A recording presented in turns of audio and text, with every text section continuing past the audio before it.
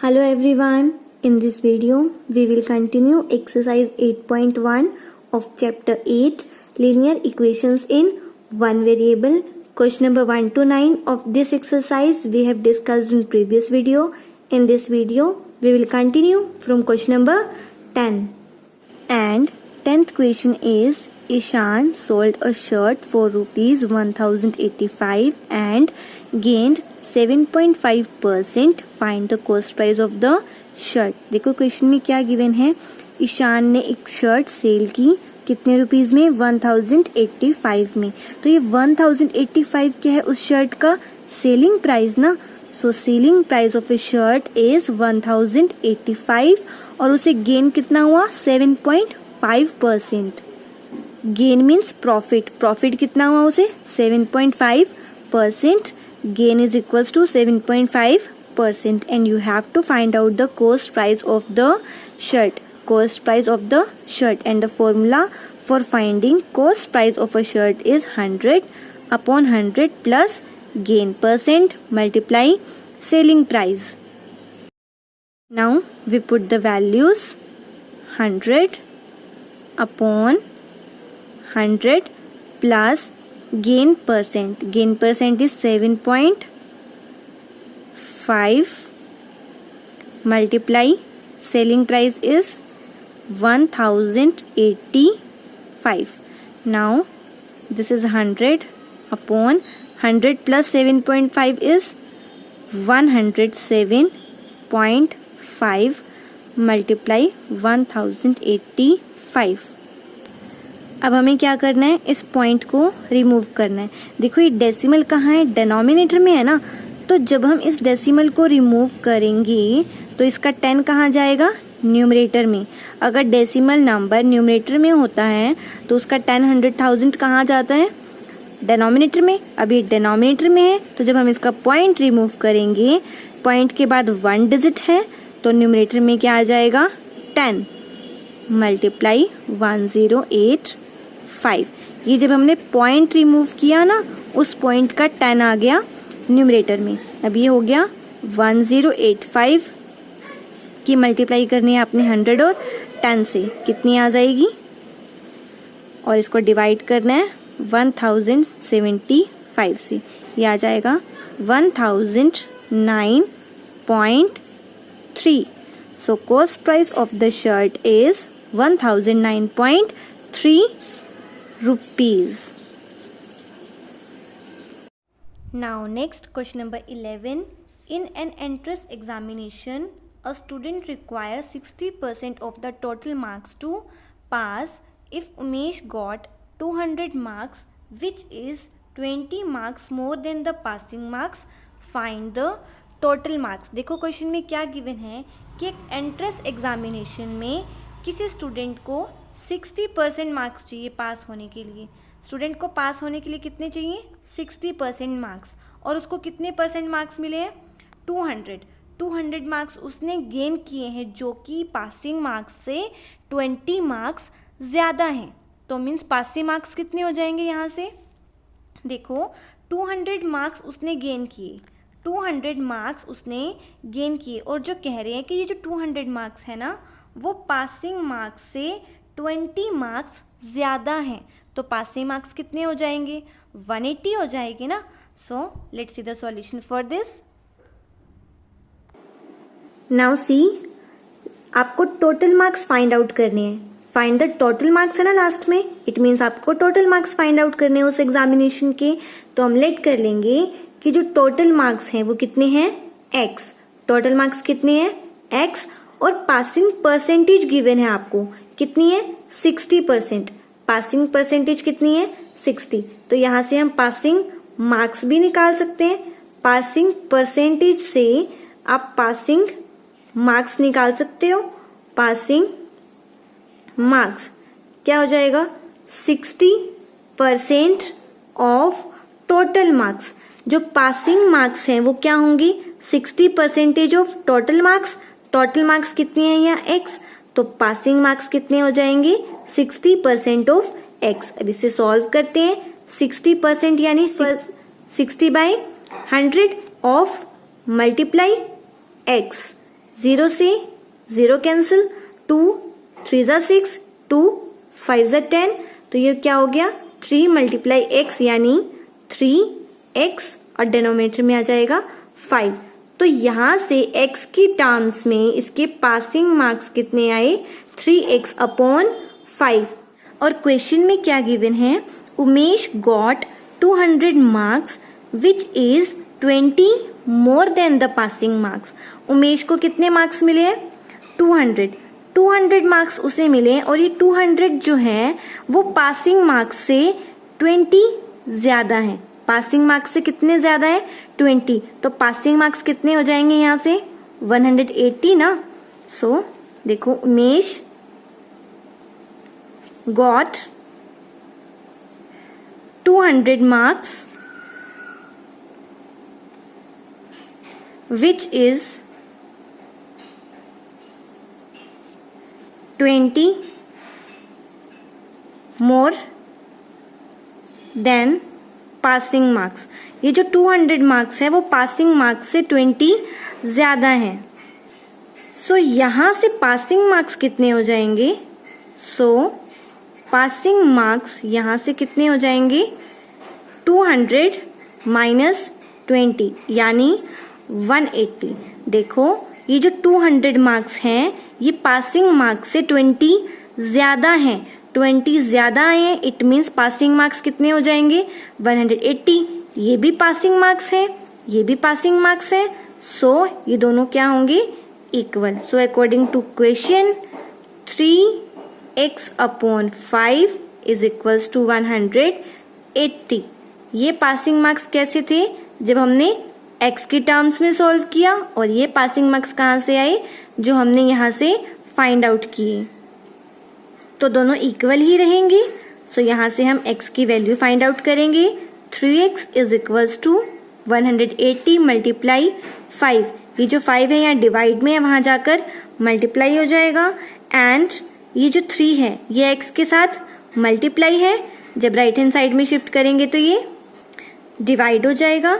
180 multiply 5 upon 3, अब इसे cancel कर दो, 3 1 ज़ा 3, 3 6 ज़ा 18, 0 एज इट इज, 5 6 ज़ा 30 एंड 3 0 0।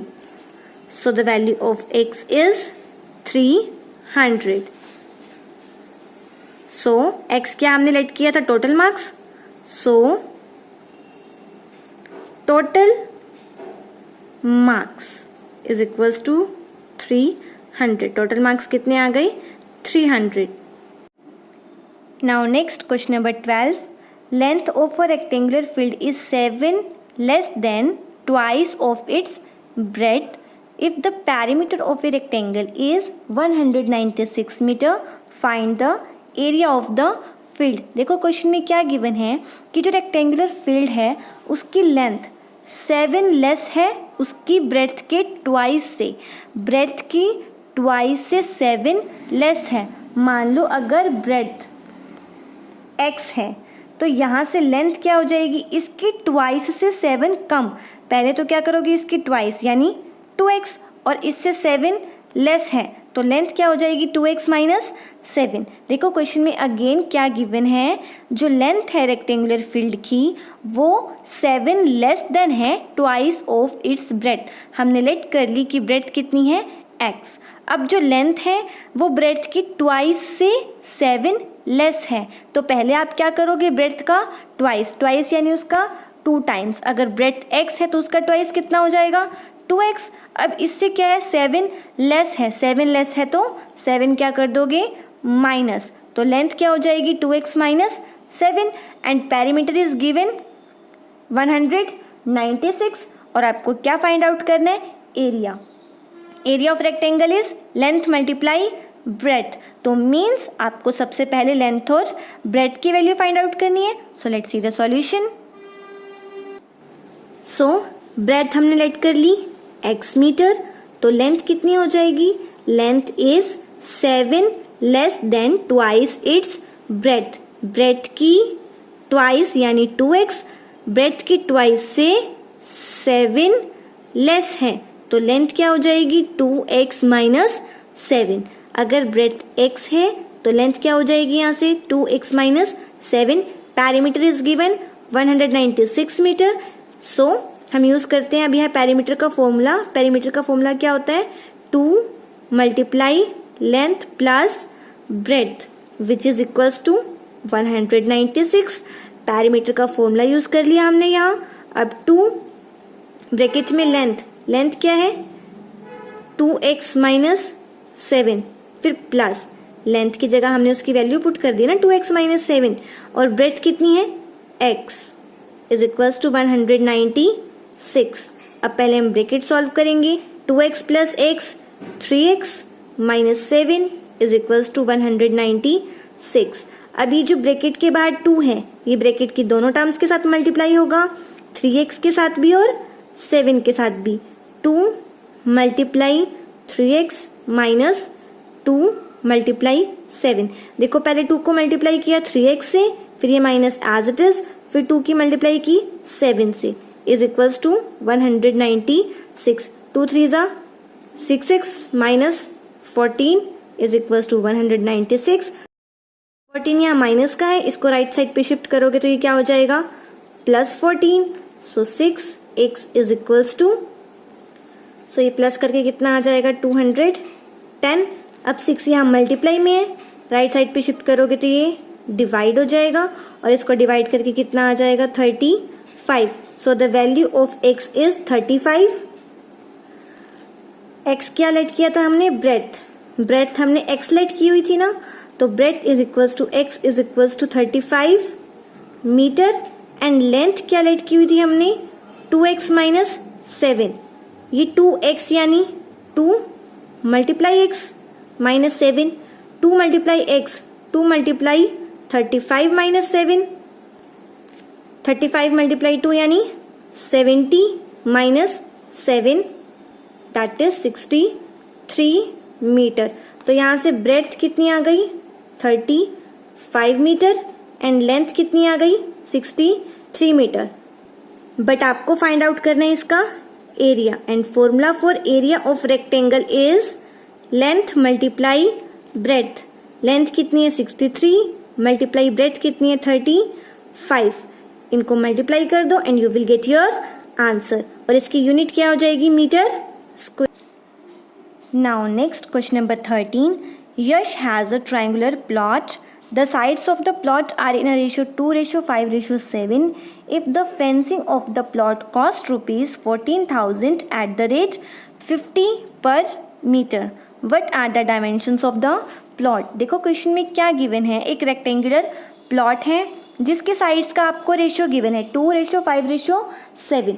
तो यहाँ से आप उसकी साइड्स लेट कर लोगे. साइड्स क्या हो जाएंगी 2x 5x एंड 7x.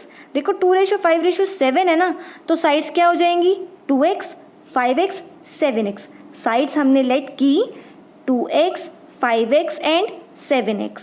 इसके बाद फेंसिंग की कॉस्ट गिवन है. फेंसिंग की कॉस्ट गिवन है टोटल कॉस्ट. फेंसिंग मीन्स इस प्लॉट के चारों तरफ हमने आयरन की वायर लगाई है, ठीक है, उसको हम फेंसिंग बोलते हैं. और जो वायर है वो इसके चारों तरफ लगेगी ना, मीन्स इसकी बाउंड्री पे लगेगी. बाउंड्री पे लगेगी मीन्स पैरीमीटर इसका, राइट. बाउंड्री पे होती है ना फेंसिंग, बाउंड्री मीन्स इसका पैरीमीटर. और उसकी कॉस्ट गिवन है टोटल कॉस्ट कितनी 14,000 रुपीज़. और वो कॉस्ट किस अकॉर्डिंग है, 1 मीटर की कॉस्ट है ₹50. तो आपने क्या फाइंड आउट करनी है इसकी dimensions. So let's see the solution for this. So देखो क्या गिवन था, total cost of fencing is ₹14,000 and cost of 1 metre wire is ₹50. तो यहाँ से आप इसका पेरीमीटर फाइंड आउट करोगे. पेरीमीटर क्या हो जाता है total cost divided by cost of 1 metre wire. अगर आप इस टोटल कॉस्ट को 1 मीटर वायर की कॉस्ट से डिवाइड कर दोगे then you will get the perimeter of the triangular field. So कर दो यहाँ से, क्या है total cost 14,000 and cost of 1 metre is ₹50. 0 से 0 कट. अभी है 1400 अपॉन 5. अब इसको डिवाइड कर दो, कितना आ जाएगा 280 मीटर. सो पेरीमीटर कितना आ गया 280 मीटर। एंड साइड्स का रेशियो आपको गिवन था, रेशियो ऑफ साइड्स, साइड्स का रेशियो क्या था 2:5:7। तो यहां से आप उसकी साइड्स लेट कर लोगे, let sides of triangle, triangle की साइड्स क्या लेट कर लोगे, देखो 2:5:7 है ना, 2x 5x एंड 7x। ये 2x 5x 7x क्या हो जाएंगी, उस ट्राइंगल की साइड्स। ठीक है, अब ट्राइंगल की साइड्स हैं 2x 5x 7x। यहां से हम फाइंड आउट करेंगे इस ट्राइंगल का perimeter. Perimeter of triangle is sum of all sides. Perimeter क्या होता है ट्राइंगल का, sum of all sides. All sides यानी इन 3 साइड्स का सम, 2x + 5x + 7x, 2 + 5 7, 7 + 7 14x। यहां से पेरीमीटर कितना आया 14x, और जब हमने कोस्ट से पेरीमीटर निकाला था वो कितना था 280 मीटर। सो मीन्स ये दोनों पेरीमीटर क्या होंगे, equal. So now according to question this 14x should be equal to 280। देखो ये भी पेरीमीटर है 14x, ये भी पेरीमीटर है, दोनों सेम ट्राइंगल का पेरीमीटर है, तो दोनों कैसे होंगे इक्वल। अब यहां से आप x की वैल्यू फाइंड आउट कर लो, क्या हो जाएगा 280/14। 14 यहाँ मल्टीप्लाई में था ना x के साथ, राइट साइड पे शिफ्ट करोगे तो डिवाइड हो जाएगा, 14 1 = 14, 14 2 = 28। सो the value of x is 20। x की वैल्यू आ गई 20। अब यहां से साइड्स क्या थी 2x, 2x यानी 2 × 20 यानी 40 मीटर। एक साइड आ गई 40, दूसरी क्या थी 5x, 5 × 20 यानी 100 मीटर। थर्ड साइड क्या थी 7x यानी 7 × 20 यानी 140 मीटर। तो साइड्स कितनी हो गई ट्राइंगल की 40 मीटर, 100 मीटर एंड 140 मीटर, और यही हमने फाइंड आउट करना था। Now next, last question of this exercise is 1/3 of the workforce of the cricket stadium is working on the ground and 5/6 of the remaining workforce is taking care of security. The remaining 6 workers are working in the sitting area. Find the total strength of the workforce of the stadium. देखो question में क्या given है, एक cricket stadium के total workforce का 1/3, total strength का 1/3 कहाँ है ग्राउंड में। आपको नहीं पता टोटल स्ट्रेंथ कितनी है, तो टोटल स्ट्रेंथ हम यहाँ से लेट कर लेंगे कितनी है x, टोटल स्ट्रेंथ है x। अब इस x का 1/3, टोटल स्ट्रेंथ का 1/3 कहाँ है ग्राउंड में। ग्राउंड में क्या है टोटल स्ट्रेंथ का 1/3 यानी x/3। देखो टोटल कितनी है x, ग्राउंड में कितने हैं x/3। अब नेक्स्ट क्या है 5/6 ऑफ द रिमेनिंग, जितने बच गए उसका 5/6 कहाँ है सिक्योरिटी में, और बचे हुए 6 वर्कर्स कहाँ है सिटिंग एरिया में, और आपको टोटल स्ट्रेंथ फाइंड आउट करनी है। So let's see the solution for this. So हमने लेट कर लिया टोटल स्ट्रेंथ कितनी है वर्कफोर्स की x। अब टोटल स्ट्रेंथ x है तो ग्राउंड में कितने हैं 1/3 of the total strength of the workforce, यानी 1/3 यानी 1/3 ऑफ टोटल स्ट्रेंथ यानी x, 1/3 ऑफ x, ये हो जाएगा 1/3 मल्टीप्लाई x यानी x/3। देखो टोटल स्ट्रेंथ थी x, मतलब टोटल x पर्सन्स थे, जिसमें से x/3 तो ग्राउंड में है।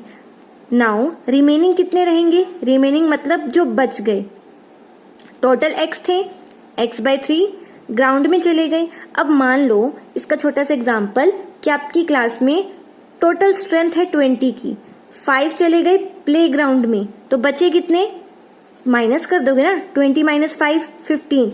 यही तो हमें यहाँ करना है। देखो टोटल स्ट्रेंथ थी x, ग्राउंड में चले गए x/3, रिमेनिंग के लिए आप क्या करोगे, टोटल स्ट्रेंथ में से जो ग्राउंड में चले गए उनको माइनस। जैसे यहाँ टोटल स्ट्रेंथ थी 20, ग्राउंड में चले गए 5, तो बचे कितने, 20 में से 5 को माइनस कर दिया 15।